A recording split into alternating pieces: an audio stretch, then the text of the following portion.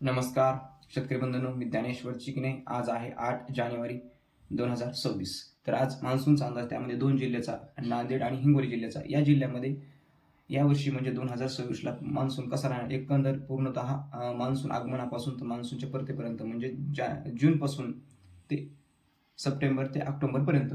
एकंदर पाहायचं तर गेल्या वर्षी नांदेड आणि हिंगोली जिल्ह्यामध्ये खूप मोठ्या प्रमाणामध्ये पाऊस झालेला होता, अति दुप्पट पाऊस झालेला होता. पण यावर्षी पाऊस प्रमाण कसं असणार आहे, त्यामध्ये यावर्षी सुद्धा या भागामध्ये अतिवृष्टी सुद्धा होईल, एवढा पाऊस पडणार आहे. अतिवृष्टी होईल, पावसाचं प्रमाण थोड्याफार प्रमाणामध्ये कमी सुद्धा राहू शकेल काही भागामध्ये, पण सरासरीपेक्षा पावसाचं प्रमाण कमी येणार नाही. या भागामध्ये सुद्धा अतिवृष्टी सुद्धा होण्याची शक्यता आहे. यामध्ये नांदेड, हिंगोली या जिल्ह्यामध्ये जवळपास या भागामध्ये खूप मोठ्या प्रमाणामध्ये सुद्धा यावर्षी पाऊस पडणार. पण गेल्या वर्षीसारखा मी एवढं सांगू शकतो की गेल्या वर्षीसारखा पाऊस नाही, पण गेल्या वर्षीपेक्षा कमी आणि सरासरीपेक्षा जास्त पाऊस पडणार आहे नांदेड आणि हिंगोली जिल्ह्यामध्ये. हा जर नांदेड आणि